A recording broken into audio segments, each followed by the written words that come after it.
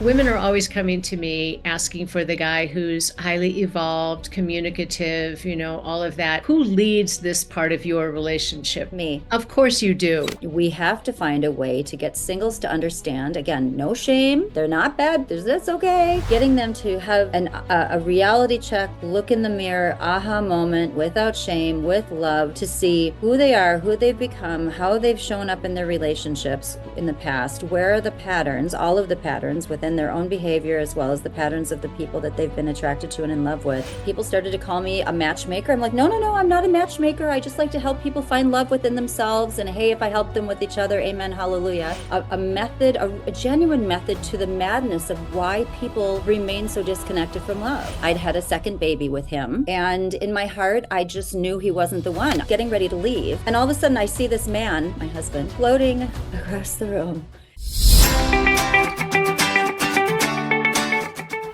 Hi, everybody. Welcome to the Cupid's Coach podcast. I'm your host, Julie Ferman, inviting you, as always, to transform me to we through your very own process of doing dating better. And you're going to have a better chance at this now because my guest is my good friend and colleague, Kailen Rosenberg. She's in Minnesota, and we have known each other for how long, Kailen? Oh, over 30 years. It's been a while. Seriously. Oh Yeah. my gosh. Since even before I started my company, that is amazing. So I knew you from the days when I was working with Great Expectations That's before I right. started my own company. You don't look old enough to have all this history, darling. Oh, thank you. Well, yeah, back at you, girl. It's just amazing. And I never get a chance to talk with you guys at the conferences because there are so many of us. So it's one of the sneaky reasons why I started my podcast all those years ago, because I'd have a chance to have Kailen all to myself for a whole 45 minutes and pick your brain about everything that's going on in your world. Awesome. Yeah, let's go. It sounds nice. So a couple questions right off the bat. I want to know what inspired you to get into the world of matchmaking and dating coaching and all this stuff that you do? Oh Lord. I have to be honest, I wasn't inspired to get into matchmaking. It was really sort of the last thing on my mind. My heart and my passion really has always been and started as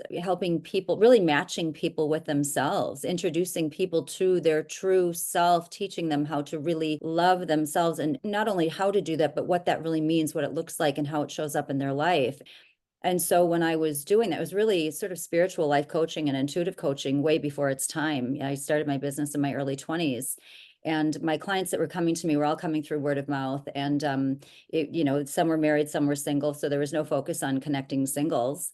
But of course, once I was really diving into, or had really dove into each client's life and got them to a space of seeing themselves and loving and honoring themselves and having a voice and being able to listen to their true inner voice, it was at this point that they were either starting to attract the right partner, right? And others like flies, or I would get this kind of fun gut feeling about two of my clients that just happened to be single. And I'd say, oh my gosh, because I knew on such a deep level, I said, you have to meet my other client. You two would be fabulous together. And I'd introduce them. And the next thing I knew, they'd come running to me and they'd say, oh my gosh, you've introduced me to my soulmate. I'm madly in love. We're together. We're getting married. And I was going through a divorce. And so I was watching all of this sort of go down, and it just kind of catapulted. It was almost like the snowball that rolls down the hill or the mountain, and it gets bigger and bigger. And really, people started to call me a matchmaker. I'm like, no, I'm not a matchmaker. I just like to help people find love within themselves. And hey, if I help them with each other, amen, hallelujah. But I guess I soon found that there was a true definite, as I know you get and you understand and use, but a method, a genuine method to the madness of why people remain so disconnected from love. And it's that they have forgotten to or never found a way to really know and love themselves, and therefore honor themselves and know their true value and therefore honor that value. And so I thought, well, you know what? I can move into this matchmaking thing if the focus is always on the being and not finding the other. And hence here we are 28 years later. And as a matchmaker, that's part, I love architect, and so that fills my heart. That fills my heart. It doesn't surprise me to hear that because that's always been my understanding of your take, where you come from. It's about the spiritual part. It's about loving ourselves. Why is it so hard for us to love ourselves? Come on, why? Yeah. Oh, and it looks like we may have froze here. Oh, and I apologize. It looks like we froze for a moment. So I heard you say, why is it so hard? Why is it Right? so hard for Yeah. human beings to honor and love and respect ourselves? It's been said that the number one quality that men look for in a woman and find attractive, it's not our external beauty, it's its personal confidence. Why is it so hard for us to achieve? Most of us were never taught our true value. We were not really, truly loved in the way that our parents, our families felt love for us, wanted to be able to love us, to show us love. They were obviously tripping over the love that they didn't receive.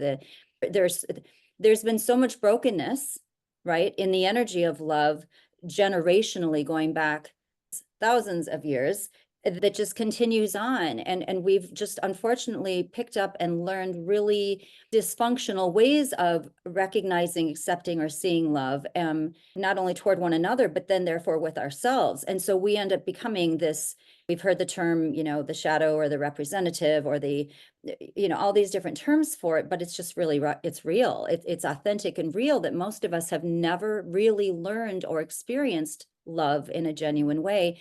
And so we're doing it quite haphazardly with great intention and great heart and desire, but really screwing it up. And so we end up perpetuating this pain point, and we fall in love and we get married and we have babies and we have unhappy marriages, and then we have unhappy kiddos, and then we get divorced, and then we try to do it again, and then we're single. And it's really, so again, focusing as you do, as I do, on when people come to us, our clients come to us, it's like, hey, you're fabulous, you're wonderful, you look amazing, you've got it all right down on paper, it's all wow, but get in line with all the rest of the wow. Who are you really? Do we know? Right? Because again, if you don't know, to answer your question, if you don't really know who you are, most people think they do, but they really don't, then we're stuck and then it's painful. So What are the parts of us when you say that we really don't know who we are? yeah. What are you referring to? What parts of me might I not know about already? So if you had a parent, and again, this is most. So if you had a parent that maybe grew up with an alcoholic, or addicted family member who was raised with a lot of shame, who struggled on some level with their own identity or self-love or self-awareness, parents will, as part of their desire and attempt to love us, will project that into us and therefore through us and then onto us. And then we see that as love. We take that on as love. And we then see ourselves through the lens of our parents. We can't help it since we're little tykes.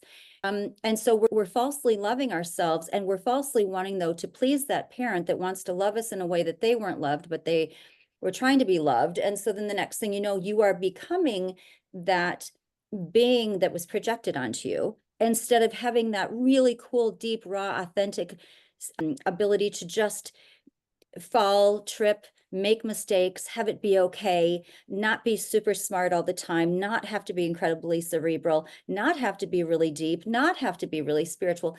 Things that can be wonderful and beautiful for someone else may not be wonderful and beautiful for you. And that has to be so incredibly okay. And so that's really it. It's that most people just never have had that opportunity to really connect with, who am I really? How do I really feel? But we're always getting triggered by little elements and teachers and voices everywhere in life, whether it's something we see on Instagram, or it's something we're reading, or it's something we see on TV that makes us laugh or makes us cry or makes us angry. And what those are, they're little teachers and messengers that are showing, they're triggering a truth in us that's saying, just wake up, wake up, wake up, right? Because that's the one thing that's so precious and magical about life, is that it's just sitting there waiting for you to just wake up now, be present now, be okay now, love who you are now. And then all of a sudden, all the beauty starts to happen. So you have found a way to take people through, guide people through the process of falling in love with themselves. Yeah, I sure try. And they need to do that before they can expect to attract the right partner. You have to. Because most often people are falling in love with the wrong partner. And then we figure that out when we're married. We're That's like, oh, right. shoot, what do I do? Darn it. So, but yes, that is I have a I have 100% a my fault. personal question I'm going to ask you. Yes. All right, Kailen Rosenberg, there is a man named Lance in your life, isn't there? I just literally got chills. Yes. How did you meet Lance, and how long was it after your divorce? Oh, you mean after my first story? I'm like, oh, Yeah, tell us your history. You've been married once? yes. Married once, yes. Married once, divorced, or yeah, married once, engaged, and then yes, and then met Lance. So we met at First Avenue. So if you are a Prince fan and Purple Rain, if you saw the movie Purple Rain, that club.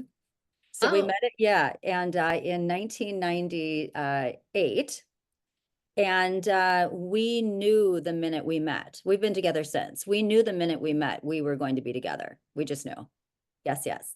And what was your second question? How long how was it did the after? Oh, I, so you met at this club, but how did it actually happen? Like, eye contact, who said what first, who asked, how did that happen? yeah, it's pretty funny. We still actually tell this story all the time, and we still talk to each other about it. Um, it was I had been in an 8-year relationship with a man that I was engaged to. I'd had a second baby with him. And in my heart, I just knew he wasn't the one. People were getting married left and right through me, and everything my clients were describing and explaining, I didn't have. I'm like, I want that. I want what they have. And so we ended amicably. And in fact, I introduced him to his now wife. So that's a whole other story. But so anyway, it would have been about 3 months and I hadn't dated anyone. And one morning I just woke up and I'm like, okay, I think I'm ready to start dating. We were out of our relationship. I'd ended the engagement and I prayed. I literally got on my knees and I just said, Lord, I am so ready. I want this. I really want this. And so Lord, show me. And later that night, my little sister invited me out to go dancing with her. It was techno night. And we went to First Avenue and I was there and I was kind of uptight. I was a kind of bitchy mood. I don't know why. I was kind of not digging that whole scene and she's having a blast in the dance floor and I was getting ready to leave. And all of a sudden I see this man, my husband, floating across the room. And I've never even been this person that is the love at first sight person. But I saw him and when I looked at him, like, oh, wow, something's different about him. And then right after I saw that, way across the room or across the dance club, I heard a voice say, you're going to marry that man someday. And, I'm an intuitive and I have this voice and different things that channel through me and speak through me. And they do it for everyone else, but they had never done it for me. And I thought, wait, what? I don't even know. I haven't even met that guy. And the next thing I knew, my little sister's friend flew off the dance floor because she too saw him, ran up to him, hugged him. Turned out they were good friends and she worked for him. And the next thing I knew, we were introduced and we've been together ever since. It was just one of those things. It was He just this was he a masculine guy so that he said, Kailen, you're special. I want to go out with you. I need your phone number. What are you doing on Friday night? Did he take initiative in that way? Julie, that's so funny. I guess, yes. I know I've never even thought of it that way. What's funny is that we were each other's polar opposite type. He was not my type and I was not his type. It really was a soul thing. So, just like the visual, even though he's a very handsome man, that wasn't my dude. And again, I was very uptight. I was in my business suit. I had my glasses on. I was not the hot chick all prepped up to go out dancing at techno night. So, but yes, he did. It was cute. I probably about 15 minutes into chatting, he grabbed my hand, which typically I'd be like, I don't know you. I'm not grabbing your hand. He grabbed my hand. He's like, here, we just need to go talk somewhere quiet. And we had the most amazing conversation. So yes, he did kind of lead. Yeah. Uh-huh. Okay. Yeah. Now, you're the perfect person to ask this. So you've been married to Lance how long? 23 years. 23 years. And you had a child together because you have 3 boys. Yes, Jack. Yeah. Wow. Yeah. In fact, they're Okay. in Chicago right now together. So I've always had this strange relationship with the term in love. Like, what is it to be in love? And Yeah. I'm curious, I have my idea about what it is to be in love. I want to ask Kailen Rosenberg, what is it to be in love? And how is Mm. it different today than it was when you first met Lance? Man, it's not any different, honest to God. But there's a lot of story to that, that we don't have time for right now. What does it mean I'm still in love? So what does it mean? And it's cute because we just talked about this again recently. I get we've had date night every Friday and Saturday night our entire relationship. And I still get nervous. I still get butterflies. I still get excited. I feel like I'm still going out on my first date. I have to look as cute as I can. My hair and makeup is all done, and my clothes I have it, and not for anything super, like, I just am excited. I'm excited to go be with my man. Um, and I still, when we make love, I don't mean to, I don't know. It's still like I still love looking in it. And just, it's been a long time, and I still love looking into his eyes, and I still love just, it really is a soul thing. It's really a soul thing. I don't get sick of him. Have I been mad and angry and hated his guts? At times, of course. But those are those fleeting ego moments, and moments for teaching and healing and growth. But overall, it's just like, no, he's yummy, and that's my guy, and I love that man. And I'm Beautiful. excited to grow old with him. And yeah. Now, women are always coming to me asking for the guy who's highly evolved, communicative, all of that. Who leads this part of your relationship? Me. Of course you do. You're way, way high up on that scale. So there are times when you have to be kind because you realize that he doesn't have the same skill set that you do. I think that he is an alpha male. He's a strong man. But you're right. Like, both of you and I, we're both very strong women, right? We're strong, we're intense, we're intuitive. This is what we do for a living, right? We see into people and into hearts. I'm pretty heavy and pretty deep. And so what I love and I have great appreciation for is that he's not intimidated by having me lead a lot of our relationship. And also at the same time, he's strong enough to take the lead. And I then love to be able, as a strong woman too, I love to be able to melt into that and not have to be strong all of the time. So it Mhm. is a nice dance that way. And but my Lord, my gosh, we've been together since our 20s, right? So we've learned a lot. I'm 3 years from 60. So we've grown up a lot. Now, if you and I had had this conversation 20 years ago, it probably would have sounded a bit different. So I think that we definitely, as we've gotten older, we've learned to love each other deeper, healthier, more grown up, right? Mature. And we've been through a lot. We've been through loss. We've been through life. We've a lot in so many ways. And we've realized the intense value of the whole thing of being each other's best friend. You can't emphasize that one enough. Being Yeah. buddies, being pals, and being able to be weak and vulnerable and scared and messy and still hold space for each other. It doesn't happen overnight. It's not perfect for everyone. It's beautiful. What about professional lives? You're a professional. I'm assuming he's a professional too, and you've got a big job. So how does that fit in? Yeah.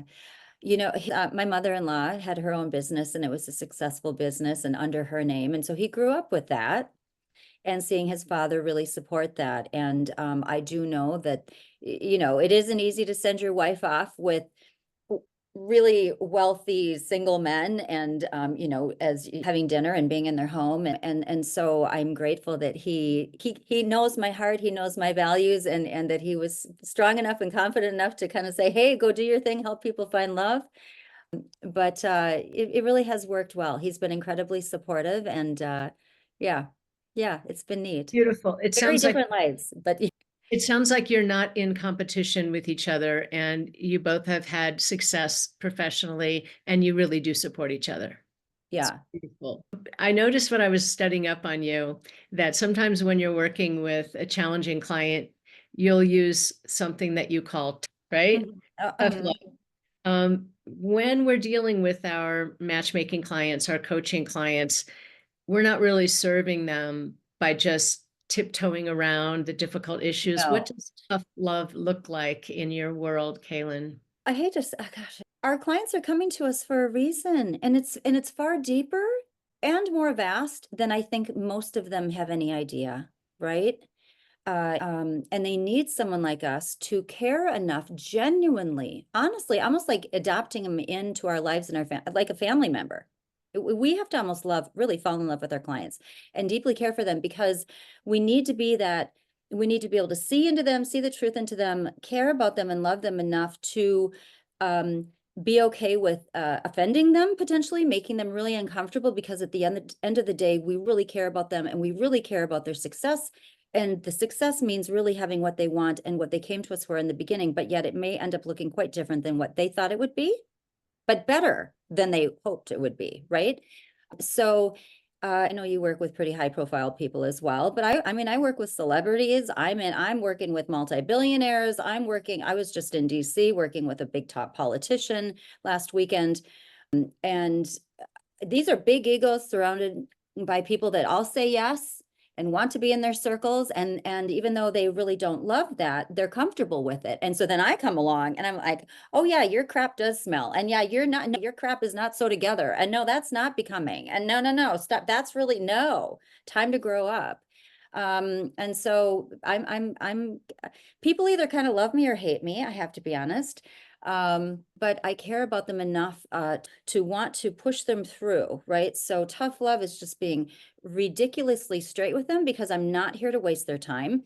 I do not want to be the one that put the next relationship in their life that's going to fail. That's just not, I'm not okay with that. I can't live with that. So yeah, it's hardcore, heavy, messy work. It's not as romantic and fluffy as most people think when they say matchmaker. It's just not.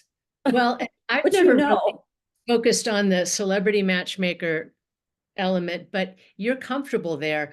I tend to run from celebrities because I'm worried about the big egos and tell me, what is it like trying to match somebody that everyone knows? Well, here's the thing. Well, in what way? What do you mean? Well, like, okay, so there was one time when I did it, and this woman was very, very, very well known.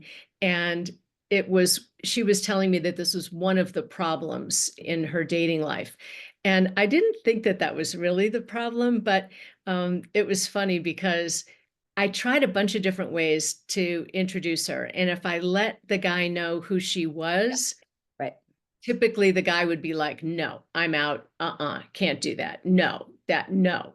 And so I started experimenting. This one date that I put her on, it was great. I told him, I have a date for you on Saturday night. He was not my current matchmaking client. He'd been a client earlier. We knew each other well. So I'm not going to tell you who she is. Yeah. You're going to probably recognize her when you see her. You're going to have a lovely time. He likes a woman who's strong, charismatic, funny, and she's all of these things. I said, you're going to have a great time, but I'm not going to tell you who she is. I love that. Yeah. He was so mad at me because he didn't know who she was. Love, that's perfect. See where the ego comes in and screws it all up? She was like ready to storm out of the restaurant. She was so mad that he didn't know who Oh, she was. So, but the egos are bad. tough. So, give me an example of somebody, you don't have to say who it was, you won't, but of a celebrity that was challenging to match and you matched him. Oh gosh, let me think. Hold on. Well, I mean, I have to honestly say, is this correct? I don't have one. This is either going to hurt me or I don't care. I just love being real. I don't have one marriage. I've saved marriages, celebrity marriages, because I also work on marriages and within family dynamics. Uh, So I have not put one, my publicist is going to be like, don't say this. I've not put one celebrity marriage together. I have not. I put lots of relationships together and people that are still together, but they've not gotten married. So Well, I mean, people at that level very often don't need to get married. They don't want to get married. There are too many assets involved. And so a relationship is fine. true. Very, very, very true. But I guess I would just say that ask me the question again. That's so funny because that threw me up. I'm like, oh my gosh, I just realized not one of my celebrities have ever been married through me, but I've So let's saved. look at somebody, even if they didn't get married, but Yeah. somebody who you were a little nervous about taking them on because it's a high profile person, Yeah. but it worked out and they found a relationship. And but how did they get there? You must have done some transformative Oh, work first. okay. Yeah, I had one immediately come to mind. Well, I will. Okay. Celebrities are tough. And I'll tell them they're tough. I'm afraid of them, but you're not. I'm not at all. No. And I'm like family with many of them now. No. They're in an ultra universe. We're all the civilians. That's a term that's used, right? We're civilians. So they live in a bubble and it's not their fault. And the majority of their identity is in that bubble and their value is in that bubble and their value is in remaining in celebrity. And so the ego takes hold on a whole different level than it does for us civilians. And yet they still starve for love. And they really, and depending on whether they came from a background of whether family parents were celebrity or not, or they came from, a little small town somewhere in Iowa and they ended up doing really well in acting. So where I'm going with this is that it's incredibly difficult. It's incredibly difficult to get them to shift, change, grow, which is now I'm kind of experiencing this with you at the same time. It's easier for me and for them to bring me into their life when they're really in pain and they're admitting they're in pain and they're admitting they need help outside of, hey, find someone for me, because they're thinking, hey, I'm so-and-so, I look like this, I have this, I know I have a line of people that give anything to be with me, which is true, right? And so shouldn't be a difficult job, Kailen, go find that person. But it's like, well, obviously what happens after? How beautiful and real and genuine and connected is the love, and what you want that to look like. That's a lot more difficult than someone saying SOS, my relationship is in trouble, or I'm feeling depressed, or I'm really scared, or I'm having anxiety, or I'm not feeling like I want to live, or where it's a real, it hits the ego in a place that they don't have as much control and power, and they are at like mercy. And then I come in and I can really bring some really good healing and work. So praise God to that. That I'm so grateful for. But they're tough. They're easy to match and tough to match on a higher level. I'm just saying it. Just saying it. Oh, absolutely. Yeah. There's something else I want to ask you after this quick little break. Sounds good. Kailen, another question for you. When I was reading up on you, you talk a little bit about a false ego. A false ego. What's the difference between, tell us what you mean by false ego. Yeah. Well, again, the ego itself isn't bad. We need our ego. To me, spiritually, is just sort of that it's that it's supposed to be healthy boundaries, sort of the density in that, if we are in our bodies having our souls in our body having a spiritual experience on this planet, kind of like we need something to protect us. But if it isn't a healthy ego, it becomes a false ego, and therefore a false identity that then ends up getting us into trouble, because it ends up putting us in a position where we are lying to ourselves without knowing it, and then therefore lying to others and lying in life. And way too many people are doing that. And again, unknowingly. So sort of runs our life for us until, even as I was saying with my celebrity clients, until something big enough or bigger than that ego penetrates and just puts them at, I give, like mercy. That none of this is working, not the money, not the yachts, not the fame, not the this, the that. I'm really feeling vulnerable and I'm scared. And then that's when the false ego melts away, either completely or for a moment, and enough of a moment to then go in and penetrate and say, okay, wow, how are you right now, really? How are you really feeling? I know you called me and said you're feeling this, this, and this, but is that really real for you? And if it is real for you, where is that coming from? And how does that feel for you to feel and to be in that space right now? And it's that raw nugget of a moment that you can really make some major shifts and changes, but it's not always easy to get there. And if And you we don't want to wish bad things on people, but sadly, it's kind of the things that the tough things that really they need to have happen to crack that open. Exactly. So the message here is that we shouldn't be afraid of taking a real honest look at who we are, No. other people are, because in that sorrow, in that place of angst is where we can break open. Amen. Well, and there's nothing to be afraid of, because we're all really lovely, beautiful, beautiful people. We are. And if they just realize that the truth of who we are is the most wonderful, it was who we were born to be, and as these pure little beings before we were sort of infiltrated into the surrounding family and the dynamics there, and then into the world, it's okay to go back and figure out who you are. And it's okay to be different. We don't need to be like each other. We just need to be who we are. And then it's the easiest to find our person. And then for you and I, then it's the easiest for us to help find their match and their best match. And that, as you know, is so rewarding and exciting and fulfilling. It's the reason why I'm still inspired after 34 years to do this work, because I'm always surprised, and I'm sure you have been too, when the couples that stick are sometimes the surprising ones. I thought the other one was going to stick, but no, it's this one. You do some work around the area of addiction too, don't you?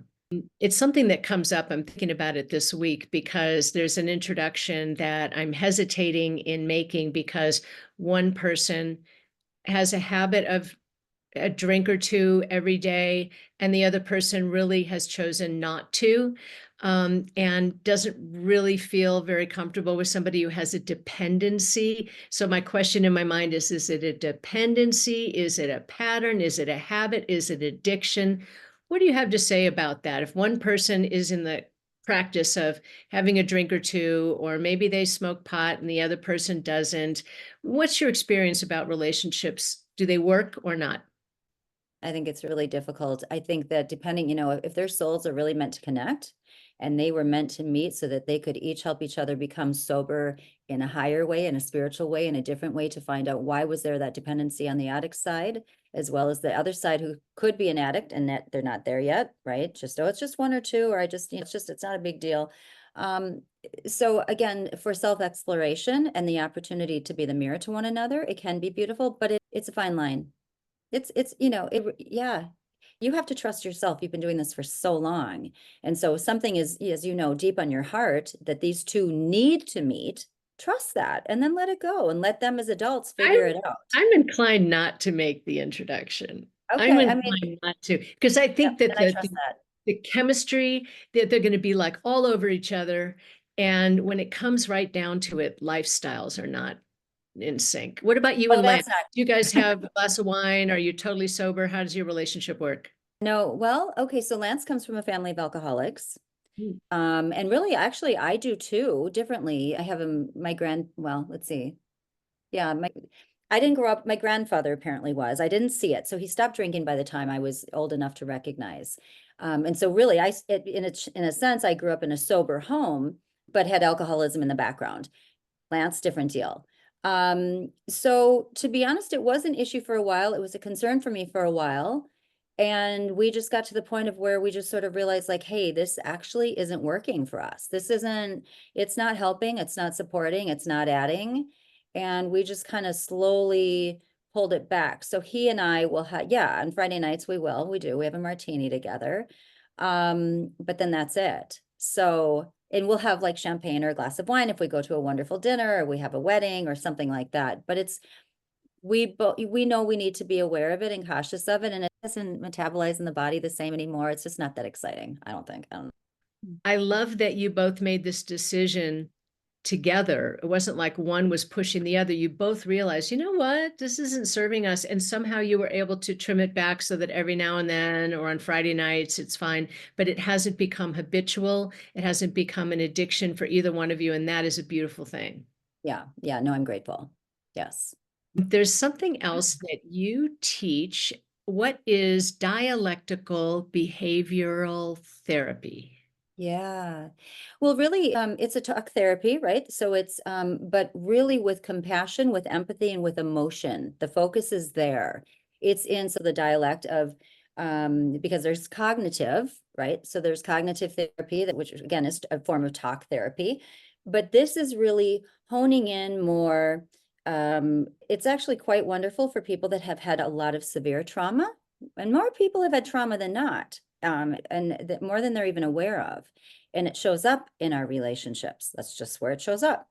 So it's being able to really connect with someone with a deep compassion, but you have to be careful because you need to have really strict boundaries, right?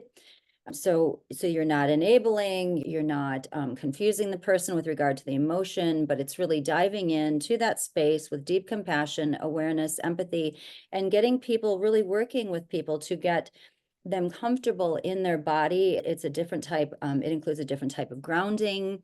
There are lots of different types of grounding techniques in psychology and in therapy, but it's really the mind, getting them to connect with the mind-body connection along with your voice, along with the bringing people through the experience of the pain, the triggers, the trauma in a really, really safe and gentle space to be able to process it, as opposed to just going in and talking and going, okay, here's my problem, blah, blah, blah, blah, blah, blah, blah, blah, blah, blah.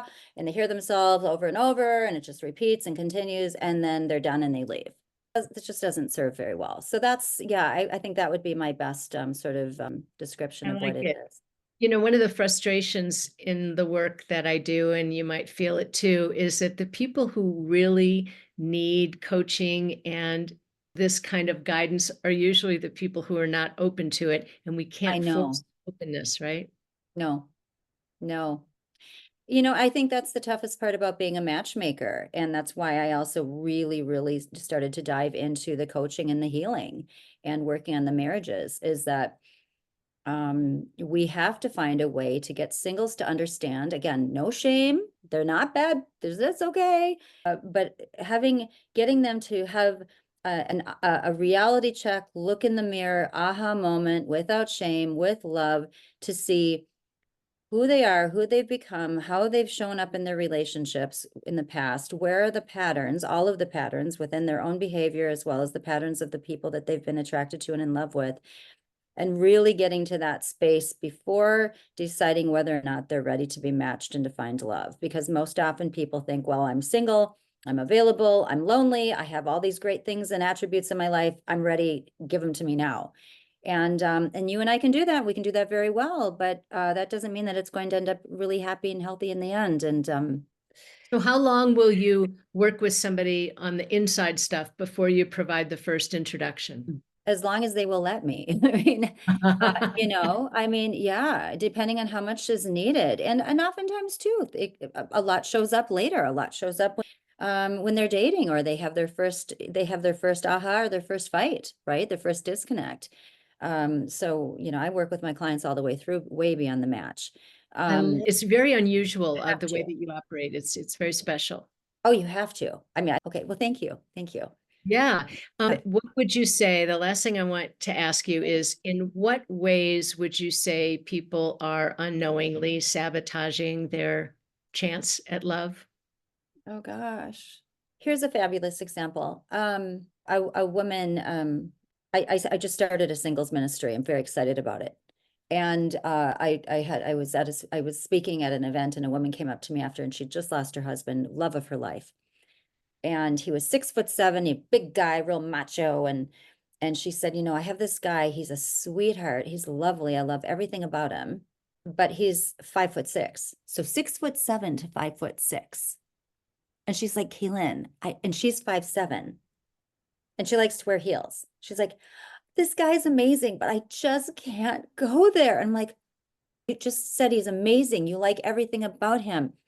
Yeah, but he's too short. And I said, how tall is his soul? Like, okay, what do you mean? Really? How is it going with all the other guys? So long story short, she's like, oh, do you think I'm in my way? Do you think I'm getting in my way? And I said, yeah, this whole thing, honestly, my God, come on. When we get old, we all shrink, we all shrivel, I mean, come on. And long story short, she listened to me, and I just saw that they got married on Facebook. I was so excited. I Oh, can send that's you a picture. beautiful. Actually, it's not hysterical. It's darling.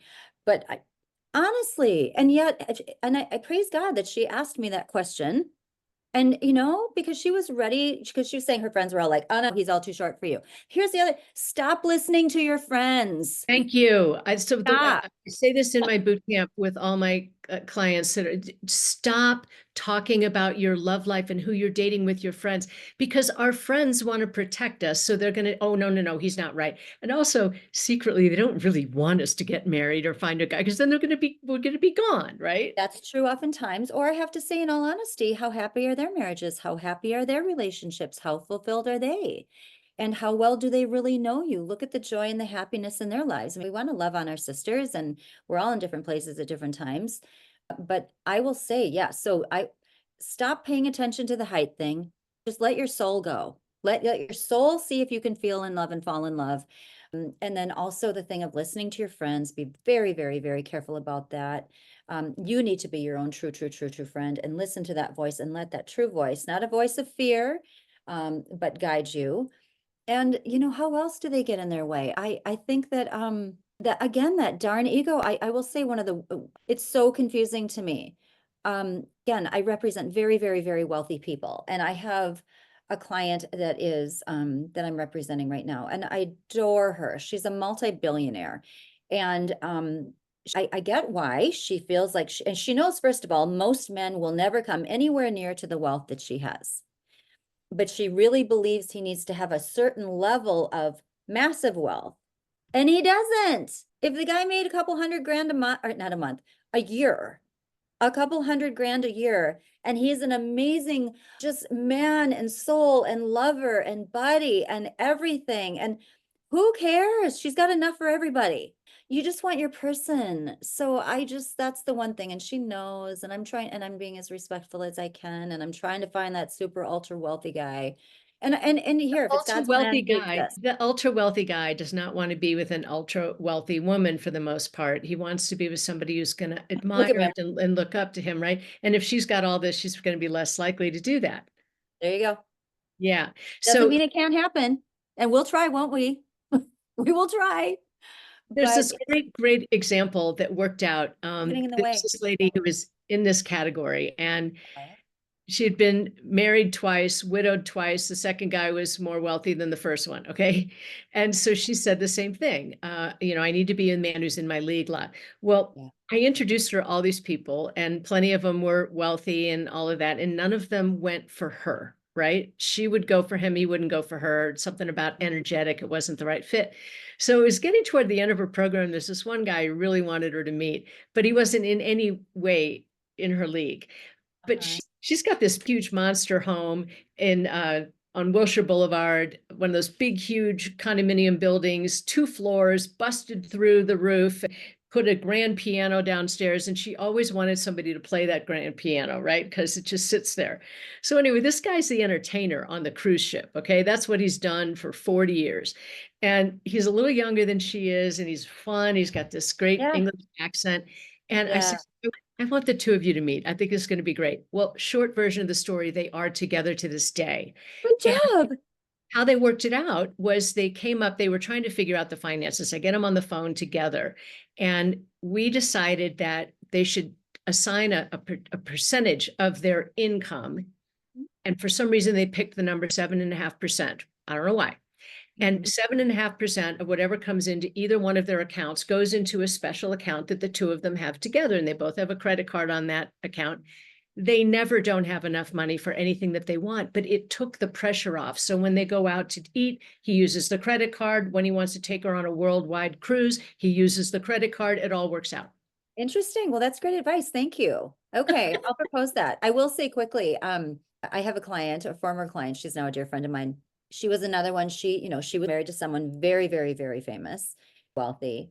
And so she said he absolutely has to have a private plane. He has to have this level of wealth. He has to, because it's what I'm accustomed to. And I'm like, well, none of that has anything to do with love. And look, you had all that. You were not that darn happy. And so long story short, she's, no. She just reached out to me like a few months ago and said, I met the most amazing man. I'm madly in love with him. He barely has a thing and he does not have an airplane. So I said, see, you let your heart do its thing. And she's like, yes, I know. Oh, I wish I would have listened to you a long time ago.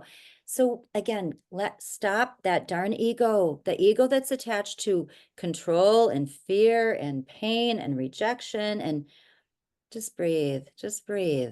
The ego that gets in the way, but also status, which is related to ego. Status. So your friends say, oh, you settled for cheap. You settled for broke guy. You settled for the short guy. No, I chose this relationship and it's a beautiful one, right? Amen. You want to make decisions based on what Aunt Carol might say, or what our friends are going to say, or what our coworkers will say. No, if we truly love ourselves, which takes me right back to what we started with, if we truly love ourselves, we can make intelligent choices based on what we really need and what we really want, not based on what the world will say. And I'll say it even stronger. What you said was perfect, but it's not we do. Truly love ourselves. We do make intelligent decisions that are, and intelligent. It's like, okay, people could judge that word. Not cerebrally. We're connected, mind, body, soul, spirit. We are at peace. We have a calm. And we trust and we go for it. And you just let the rest happen. And when you do that, it's amazing. It's amazing. People can heal really pretty much, honestly, everything. You're the real deal, Kailen. If people want to work with you for matchmaking, coaching, whatever, how do they find you? How do they get engaged with you? Sure. Sure. Yeah. Thank you. They can go to thelovearchitects.com. Architect.com. And you do work with people for matchmaking, but also you have, is it like a 30-day reboot, fall in love with yourself over 30 days, something like that, a coaching program like that? Well, I have a lot of different things going on. They can actually also, I have a new, well, it's new in the process of kind of revamping, but they can also go to mylovedesign.com. So that's not working with me, but it's an opportunity to build their love house, to go through 11 steps that I really will do with my clients one-on-one. It's sort of a self-taught process to find themselves, the truth of who they are, to learn to love themselves, hear their inner voice and honor that, and then find their person. So again, mylovedesign.com, or they can work with me at thelovearchitects.com. But yes, I mean, I have boot camps just like you. I have a book, Real Love Right Now, that has the 30-day blueprint as well inside of it. And yeah, I have a Beautiful. podcast, but yeah, it's just getting centered, just trusting and I loving really what's appreciate that you have offerings at all these different levels. You're not just the matchmaker who has one thing to offer and it's a $175,000 matchmaking program. No, you've got all kinds of things that people can do, yes. including the ultra high end. But I really appreciate that you work with people at the level of soul and that we need to work on that first. It's beautiful. You're the only one who does it like this. Oh, well, thank you, Julie. Thank you Yeah. for being here. I'm really glad that we reconnected. And one of these days, you got to get back to the conferences. I know you're busy, but next year we'll be back in Cancun and we want you there. Sounds good. Well, you and I will chat. We'll we'll get Thank you, together. Carlin. I'd love it. Sounds fun. So, ladies and gentlemen, I hope you've enjoyed learning all about Kailen Rosenberg and all the things that she does. And you go out there and transform me to we for yourself. Thanks for listening.